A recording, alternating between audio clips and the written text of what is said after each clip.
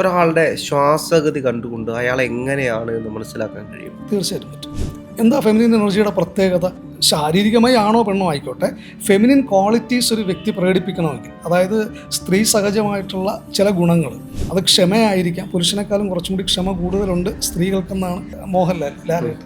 പുള്ളിയോട് എന്ത് പറഞ്ഞാൽ എന്താ മോനെ എന്നൊക്കെ ചോദിച്ച് ആ ഇടശരമാണ് പുള്ളി. നമ്മൾ ശ്രദ്ധിക്കുമ്പോൾ തന്നെ ഈ ലെഫ്റ്റ് മെറിഡിയൻ്റെ ഒരു സ്വാധീനം പുള്ളിയുടെ പെരുമാറ്റ പേഴ്സണാലിറ്റിയിൽ നമുക്ക് കാണാം. പുള്ളി ശരനൂല് പഠിച്ചതായിട്ട് തോന്നിയിട്ടുണ്ടോ? ധ്യാനം എന്ന് പറയുന്നത് ആർക്കും ആരെയും പഠിപ്പിക്കാനും കഴിയില്ല, ആർക്കും ആരിൽ നിന്നും പഠിക്കാനും പറ്റില്ല. കണ്ണു തുറന്ന് ഡോക്ടർ APJ അബ്ദുൽ കലാം ധ്യാനത്തിലായിരുന്നു. ഞാനൊരു ആത്മീയ ഗുരുവൊന്നുമല്ല, ആത്മീയ ഗുരുവുമല്ല, എനിക്കങ്ങനെ ആത്മീയതയിൽ വലിയ അവഗാഹവുമില്ല. ഈ ബോധം എന്ന് പറയുന്നത് ഞാൻ മനസ്സിലാക്കുന്നത് ലിവിങ് ദി മൊമെൻറ്റ്, ഈ നിമിഷത്തിൽ നമുക്ക് ജീവിക്കാൻ സാധിക്കുക, പ്രസൻസ് ഓഫ് മൈൻഡ്. ഈ ശരയോഗയിലെ ശ്വാസക്രമീകരണത്തെ പറ്റി പറയുമ്പോൾ എൻ്റെ മനസ്സിലേക്ക് ആദ്യം വരുന്നൊരു വിഷയം എന്ന് പറയുന്നത് ക്രിയായോഗയാണ്. ക്രിയായോഗ ചെയ്യുന്ന ആളുകളാണ് കണ്ടത് ശ്വാസം ഇങ്ങനെ തൽഫലമായിട്ട് ഇയാളിൽ കാർബൺ ഡൈ ഓക്സൈഡിൻ്റെ അളവ് കുറയുകയും ഇയാളിൽ തലച്ചോറിലേക്കുള്ള രക്തപ്രവാഹത്തിൽ വ്യതിയാനം ഉണ്ടാകുകയും, തലച്ചോറിലേക്കുള്ള രക്തപ്രവാഹത്തിൽ വ്യതിയാനം ഉണ്ടായാൽ ആ വ്യക്തിക്കുണ്ടാകുന്ന അനുഭവം സ്പിരിച്വാലിറ്റി അല്ല, അതിൻ്റെ പേരാണ് ട്രാൻസ്. ഒരാളുടെ ശ്വാസഗതി കണ്ടുകൊണ്ട് അയാൾ എങ്ങനെയാണ് എന്ന് മനസ്സിലാക്കാൻ കഴിയും? തീർച്ചയായിട്ടും പറ്റും. ഇപ്പോൾ എൻ്റെ ശ്വാസ പ്രക്രിയ അനുസരിച്ച് എൻ്റെ തലം ഏതാണ്, എൻ്റെ അവസ്ഥ എന്താണ് എന്ന് പറയാൻ കഴിയും? തീർച്ചയായിട്ടും പറയാം. ഞാനത് നമുക്ക് രണ്ടുപേർക്കും പൊതുവിൽ മനസ്സിലാക്കുന്ന കുറച്ച് ഉദാഹരണങ്ങൾ, ഒരു ചെറിയ ഉദാഹരണം പറയാം. ഇപ്പോൾ പൊതുവിൽ ഞാൻ പറഞ്ഞു, ഇടശരം നമ്മുടെ ഉള്ളിൽ ലെഫ്റ്റ് മെറിഡിയനാണ് നമ്മുടെ ഉള്ളിലെ ഫെമിനിൻ എനർജി എന്ന് പറയുന്നത്. ഫെമിനിൻ എനർജി നമ്മളിൽ ഈ പറയുന്ന ഇടശരത്തിലാണ് നമ്മളിൽ ഫെമിനിൻ എനർജി വർക്ക് ചെയ്യണത്, ശക്തി വർക്ക് ചെയ്യണത്. എന്താ ഫെമിനിൻ എനർജിയുടെ പ്രത്യേകത? ഫെമിനിൻ ക്വാളിറ്റീസ് ഒരു വ്യക്തി ശാരീരികമായി ആണോ പെണ്ണോ ആയിക്കോട്ടെ, ഫെമിനിൻ ക്വാളിറ്റീസ് ഒരു വ്യക്തി പ്രകടിപ്പിക്കണമെങ്കിൽ, അതായത് സ്ത്രീ സഹജമായിട്ടുള്ള ചില ഗുണങ്ങൾ, അത് ക്ഷമയായിരിക്കാം. പുരുഷനേക്കാളും കുറച്ചും കൂടി ക്ഷമ കൂടുതലുണ്ട് സ്ത്രീകൾക്കെന്നാണ് പൊതുവെ വയ്പ്. അപ്പോൾ അത് ക്ഷമയാണെങ്കിലും സൗമ്യമായ പെരുമാറ്റമാണെങ്കിലും ഈ പറയുന്ന വളരെ സഹിഷ്ണുതയോടുകൂടി പെരുമാറുന്ന കാര്യങ്ങളൊക്കെ ആണെങ്കിലും, ഈ പറയുന്ന ലെഫ്റ്റ് മെറിഡിയനിൽ പ്രാണം നിൽക്കുന്ന വ്യക്തി പൊതുവിൽ ഒരാൾ വന്ന് അയാളോട് ഇച്ചിരി ദേഷ്യപ്പെട്ടാലും, അയാളോട് വന്ന് ചീത്ത വിളിച്ചാലും അയാൾ വളരെ ക്ഷമയോടുകൂടി ആ സിറ്റുവേഷനെ ഹാൻഡിൽ ചെയ്യുന്നത് നമ്മൾ കാണാറുണ്ട്. ആ വ്യക്തിയിൽ ഈ പറയുന്ന ഫെമിനിൻ എനർജി, ഇടശരത്തിൽ പ്രാണം വളരെ ശക്തമാണ് നമുക്ക് പറയാൻ പറ്റും. എനിക്ക് നമ്മളൊരു ജനറൽ ഉദാഹരണം പറഞ്ഞാൽ മോഹൻലാൽ ലാലേട്ട്, പുള്ളിയോട് എന്ത് പറഞ്ഞാൽ എന്താ മോനെ എന്നൊക്കെ ചോദിച്ച് ആ ഇടശരമാണ് പുള്ളി. നമ്മൾ ശ്രദ്ധിക്കുമ്പോൾ തന്നെ ഈ ലെഫ്റ്റ് മെറിഡിയൻ്റെ ഒരു സ്വാധീനം പുള്ളിയുടെ പെരുമാറ്റ പേഴ്സണാലിറ്റിയിൽ നമുക്ക് കാണാം. പുള്ളി ശരനൂല് പഠിച്ചതായിട്ട് തോന്നിയിട്ടുണ്ടോ? അറിയില്ല, എനിക്കറിയില്ല. അല്ല, ശരനൂല് പഠിക്കണ്ട, ശരനൂല് പഠിച്ചാലും പഠിച്ചില്ലെങ്കിലും ഇത് ഏതെങ്കിലും എനർജി നമ്മളിൽ പ്രവർത്തിക്കും. ഇനി നേരെ മറിച്ച് മറ്റൊരാളിലേക്ക് പോകുമ്പോൾ, മമ്മൂട്ടിയിലേക്ക് പോകുമ്പോൾ അദ്ദേഹം കുറച്ചും കൂടി മാസ്കുലിനായിട്ട് കുറച്ചും കൂടി അഗ്രസീവായിട്ടൊക്കെ പെരുമാറുന്നൊരു വ്യക്തിയാണ്, ശ്രദ്ധിച്ചിട്ടില്ലേ? കുറച്ചും കൂടി സ്പോണ്ടേനിയസ് ആയിട്ട് റെസ്പോണ്ട് ചെയ്യാറുണ്ട്. മറ്റതുപോലെ അത്ര സൗമ്യമാണോന്നില്ല, എന്താ മോനെ എന്ന് ചോദിക്കില്ല, അതെന്ന് ചോദിക്കില്ല. അപ്പോൾ അവിടെ ഈ പറയുന്ന വലശരത്തിൻ്റെ സ്വാധീനം പൊളിറ്റീഷ്യൻസിൽ പെട്ടെന്ന് കണക്ട് ചെയ്യാൻ പറ്റും. ഞാൻ ഉദാഹരണം പറയുന്നില്ല എന്നേ ഉള്ളൂ. ഇന്ന് ഒരുപാട് മെഡിറ്റേഷൻ ടെക്നിക്കുകളുണ്ട്. അപ്പോൾ പല തരത്തിലുള്ള പ്രാണായാമങ്ങളുണ്ട്, മറ്റു ഒരുപാട് മെഡിറ്റേഷൻ ടെക്നിക്കുകളുണ്ട്. അതിൽ നിന്ന് എങ്ങനെയാണ് ഈ ശരനൂല് വ്യത്യസ്തമാകുന്നത്? ശരയോഗ എന്ന് പറയുന്നത് ഒരു മെഡിറ്റേഷൻ ടെക്നിക്കല്ല. മെഡിറ്റേഷൻ എന്ന് പറയുന്നത്, ധ്യാനം എന്ന് പറയുന്നത് ആർക്കും ആരെയും പഠിപ്പിക്കാനും കഴിയില്ല, ആർക്കും ആരിൽ നിന്നും പഠിക്കാനും പറ്റില്ല. ധ്യാനം സ്വാഭാവികമായി ധ്യാനം സ്വാഭാവികമായി സംഭവിക്കേണ്ട ഒരു കാര്യമാണ്, സ്വാഭാവികമായി സംഭവിക്കേണ്ടത്. അതിന് അഷ്ടാംഗ പറയുന്നത് യമ നിയമ ആസന പ്രാണായാമ ധ്യാനം ആണതിൻ്റെ സ്റ്റെപ്പ്. അതായത് പ്രാണായാമം എന്ന് പറയുന്ന ശ്വാസത്തെ നിയന്ത്രിക്കാൻ പഠിച്ചവൻ ശ്വാസനിയന്ത്രണത്തിലൂടെ മാത്രമേ മാനസിക നിയന്ത്രണം സാധ്യമാവുള്ളൂ, മനസ്സിൻ്റെ നിയന്ത്രണം സാധ്യമാവുള്ളൂ. ശ്വാസനിയന്ത്രണത്തിലേക്ക് എത്തിക്കഴിയുമ്പോൾ ഒരു വ്യക്തിയിൽ സ്വാഭാവികമായി സംജാതമാകേണ്ട ഒരവസ്ഥയാണ് ധ്യാനം. ധ്യാനിക്കുക എന്ന് പറഞ്ഞാൽ കണ്ണടച്ചിരിക്കുക മാത്രമല്ല ധ്യാനം. ഞാനിപ്പോൾ അങ്ങയോട് സംസാരിക്കുകയാണ്, ഞാനൊരു ധ്യാനത്തിലാണെങ്കിൽ മാത്രമേ അങ്ങ് ചോദിക്കുന്ന ചോദ്യത്തിന് വ്യക്തമായ ഉത്തരം എനിക്ക് പറയാൻ സാധിക്കുള്ളൂ. അതിന് കണ്ണടച്ചിരിക്കേണ്ട, എൻ്റെ ഇന്നർ സെൽഫുമായിട്ട് ഞാൻ കണക്റ്റഡ് ആയാൽ മതി, എൻ്റെ പരമഗുരുവുമായിട്ട്, എൻ്റെ വിജ്ഞാനമായ കോശത്തിലേക്ക് ഞാൻ കണക്റ്റഡായി നിന്നാൽ മതി. കണ്ണു തുറന്ന് ഡോക്ടർ APJ അബ്ദുൽ കലാം ധ്യാനത്തിലായിരുന്നു. ഈ ധ്യാനം എന്ന് പറയുന്നത് ഒരാൾ വെറുതെ കണ്ണടച്ചൊരു സ്ഥലത്ത് ഇങ്ങനെ ചമണം പടഞ്ഞിരുന്ന് ഇങ്ങനെ മണിക്കൂറുകളോ ഇരിക്കുന്നതല്ലേ ധ്യാനം? അല്ല. പിന്നെ എന്താണ് യഥാർത്ഥ ധ്യാനം എന്ന് പറഞ്ഞാൽ ബോധമാണ് ധ്യാനം. ഒരു മനുഷ്യനിൽ അവൻ്റെ ബോധത്തിൽ അവന് ജീവിക്കാൻ കഴിയുന്ന അവസ്ഥയാണ് ധ്യാനം എന്ന് പറയുന്നത്. അല്ലാതെ എല്ലാ മനുഷ്യർക്കും ബോധമില്ലേ? എല്ലാ നമ്മൾ മനുഷ്യർക്കും ബോധപ്രപഞ്ചത്തിലല്ലേ ജീവിക്കുന്നത്. എല്ലാ മനുഷ്യർക്കും ബോധം ഉണ്ടായിട്ടാണോ ഈ പറയുന്നത് പോലെ ഭൂമിക്കടിയിലെ നിധി കണ്ടെത്താനും ഈ പറയുന്ന നെഗറ്റീവ് എനർജിയെ കണ്ടുപിടിക്കാൻ വേണ്ടി മറ്റേ മനുഷ്യനിർമ്മിത മൈനിങ് മെഷീൻ പോലെ കൈ ഉപയോഗിച്ചൊക്കെ ഇവിടെ തകിട് കുഴിച്ചിട്ടുള്ളത് പരിശോധിക്കുന്ന ആൾക്കാരും ഒക്കെ ഉള്ളത് ബോധത്തിലാണോ ഇത് സംഭവിക്കുന്നത്? ഇത് ബോധമൊന്നുമല്ല. അത് ബോധമല്ല, അബോധമല്ല, അത് ഒരു അർത്ഥബോധാവസ്ഥയാണ്. അപ്പോൾ ഈ ബോധം എന്ന് പറയുന്ന അവസ്ഥ ക്ലാരിറ്റിയാണ്. ഞാൻ അങ്ങനെയാണെങ്കിൽ പറയും ക്ലാരിറ്റിയിൽ, യുക്തിവാദികൾ പിന്നെയും ക്ലാരിറ്റിയിലാണെന്ന് പറയും. പലപ്പോഴും ആത്മീയതയിലേക്ക് പോകുന്നവർക്ക് ബോധം പലപ്പോഴും കുറവാണ്. ഞാനൊരു ആത്മീയ ഗുരുവൊന്നുമല്ല, ആത്മീയ ഗുരുവുമല്ല, എനിക്കങ്ങനെ ആത്മീയതയിൽ വലിയ അവഗാഹവുമില്ല. ഈ ബോധം എന്ന് പറയുന്നത് ഞാൻ മനസ്സിലാക്കുന്നത് ലിവിങ് ദി മൊമെൻറ്റ്, ഈ നിമിഷത്തിൽ നമുക്ക് ജീവിക്കാൻ സാധിക്കുക, പ്രസൻസ് ഓഫ് മൈൻഡ്, ഈ നിമിഷത്തിൽ ക്ലാരിറ്റിയോടുകൂടി ജീവിക്കാൻ സാധിക്കുന്നതാണ് ഏറ്റവും വലിയ ബോധമെന്നാണ് ഞാൻ വിശ്വസിക്കുന്നത്. ഈ നിമിഷത്തിൽ നമ്മൾ കണക്റ്റഡായി നിൽക്കുന്നതാണ് ഏറ്റവും വലിയ ധ്യാനമെന്നാണ് ഞാൻ പഠിച്ചിട്ടുള്ളത്. അപ്പോൾ ഈ ശരയോഗ എങ്ങനെയാണ് അങ്ങ് പഠിച്ചത്? അതിലേക്ക് എങ്ങനെയാണ് എത്തിച്ചേർന്നത്? ശരയോഗ ഞാൻ പഠിക്കുന്നത്, ശരയോഗ എന്ന് പറയുന്ന വിദ്യ പൂർണ്ണമായിട്ട് ഞാൻ പഠിക്കുന്നത് നോർത്ത് ഇന്ത്യയിൽ നിന്നാണ് പഠിക്കുന്നത്. പക്ഷേ അതിലേക്ക് എത്തുന്നതിന് മുമ്പ്, അതിന് വളരെ കാലം മുമ്പ് തന്നെ ഈ പറയുന്ന നമ്മുടെ തമിഴ് സിദ്ധ കൾച്ചറുമായിട്ട് ബന്ധപ്പെട്ട് കളരിയും അത് കഴിഞ്ഞാൽ സിദ്ധവൈദ്യവും ഇപ്പോഴും പ്രാക്ടീസ് ചെയ്യുന്നുണ്ട്. സിദ്ധവൈദ്യവും അതിൻ്റെ പൂർവ്വരൂപമായിട്ടുള്ള ചിന്താർമണി വൈദ്യവും പഠിക്കുന്നുണ്ട്. അപ്പോൾ ഇതിലെല്ലാം തന്നെ ശരയോഗയുടെ സ്വാധീനമുണ്ട്, ശരയോഗയുടെ ഇൻഫ്ലുവൻസ് ഉണ്ട്.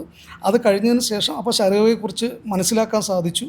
ഗുരുക്കന്മാരിൽ നിന്ന് പ്രാഥമികമായിട്ടുള്ള കുറച്ച് അറിവ് കിട്ടി. അതിനുശേഷം ഇതിനെക്കുറിച്ച് വിശദമായിട്ട് പഠിക്കുക എന്നുള്ള ആഗ്രഹത്തോടു കൂടിയുള്ള അന്വേഷണം നോർത്ത് ഇന്ത്യയിൽ ബിസ്റാഖ് എന്ന് പറയുന്ന ഗ്രാമത്തിൽ, അവിടെ രാവണ പരമ്പരയിൽ നിന്നാണ് ഈ പറയുന്ന ശരയോഗ പൂർണ്ണമായിട്ടും എനിക്ക് വ്യക്തമായിട്ടും അഭ്യസിക്കാൻ സാധിച്ചിട്ടുണ്ട്. ഈ ശരയോഗയിൽ ഉത്തരായണം, ദക്ഷിണായനം എന്നൊക്കെ പറയുന്നത് അതൊക്കെ എന്താണ്? ഈ ഉത്തരായനം ദക്ഷിണായനം എന്ന് പറയുന്നത് ശരിക്കും നമ്മുടെ സൂര്യൻ്റെ ചലനവുമായിട്ട് ബന്ധപ്പെട്ട്, സൂര്യൻ്റെ ചലനവുമായിട്ട് ബന്ധപ്പെട്ട് ഋതുക്കൾ പോലെ, ഋതുഭേദങ്ങൾ പോലെയാണ്. നമ്മുടെ പ്രാണനും ഈ പറയുന്ന പ്രപഞ്ചത്തിലെ സകല ശക്തികളുടെയും പ്രവർത്തനം ഒരുപോലെയാണ്. ഈ ഉത്തരായനം ദക്ഷിണായനത്തിൻ്റെ ഉത്തരം പറയുമ്പം വളരെ സിമ്പിളായിട്ട് ഒരാൾക്ക് മനസ്സിലാക്കുന്നൊരു ഉത്തരം ഞാൻ പറയാം. ഇപ്പോൾ നമ്മുടെ ജീവൻ്റെ അടിസ്ഥാന സ്വഭാവം എന്ന് പറയുന്നത്, പ്രകൃതിയിലെ മുഴുവൻ ശക്തികളുടെയും അടിസ്ഥാന സ്വഭാവം എന്ന് പറയുന്നത് അതെല്ലാം തന്നെ ചലനാത്മകമാണ്. നമ്മൾ സ്കൂളിൽ പഠിച്ചിട്ടുണ്ടല്ലോ, സോളാർ സിസ്റ്റം പഠിച്ചിട്ടുണ്ട്. Earth revolves round the sun. ഭൂമി സൂര്യന് ചുറ്റും പരിക്രമണം ചെയ്യുന്നു. മറ്റ് ഗ്രഹങ്ങളും വ്യാഴവും ബുധനും എല്ലാം സൂര്യന് ചുറ്റും പരിക്രമണം ചെയ്യുന്നുണ്ട്. ഈ ഭൂമി സൂര്യന് ചുറ്റും പരിക്രമണം ചെയ്യാൻ വേണ്ടി ഒരു ഫിക്സഡ് പാത്തുണ്ട്, ഒരു കൃത്യമായ പരിക്രമണ പാതയുണ്ട്. ആ പാത നമുക്ക് കാണാൻ പറ്റില്ല, പക്ഷേ ആ പാത വിട്ടൊരിക്കലും ഭൂമി പരിക്രമണം ചെയ്യത്തുമില്ല. കൃത്യമായിട്ട് ആ ഫിക്സഡ് പാത്തിലൂടെ തന്നെ അത് ചലിച്ചുകൊണ്ടേയിരിക്കും. ഈ ഫിക്സഡ് പാത്തിലൂടെ ഭൂമി സൂര്യന് ചുറ്റും ചലിക്കാനെടുക്കുന്ന സമയമാണ് ഭൂമിയിലെ ഒരാണ്ട്. അതാണ് ഭൂമിയിൽ ഋതുഭേദങ്ങളെ സൃഷ്ടിക്കുന്നത്. ഉത്തരായനം ദക്ഷിണായനം ഇതിലോട്ട് കണക്ട് ചെയ്യണം. ഭൂമിയിലെ ഋതുഭേദങ്ങൾ, ഇപ്പോൾ പൂക്കാലം വന്നു, അത് കഴിഞ്ഞാൽ വേനൽ വന്നു, മഴക്കാലം വന്നു. ഋതുഭേദങ്ങൾ ഈ ചലനത്തിൻ്റെ അടിസ്ഥാനത്തിലാണ് വരുന്നത്.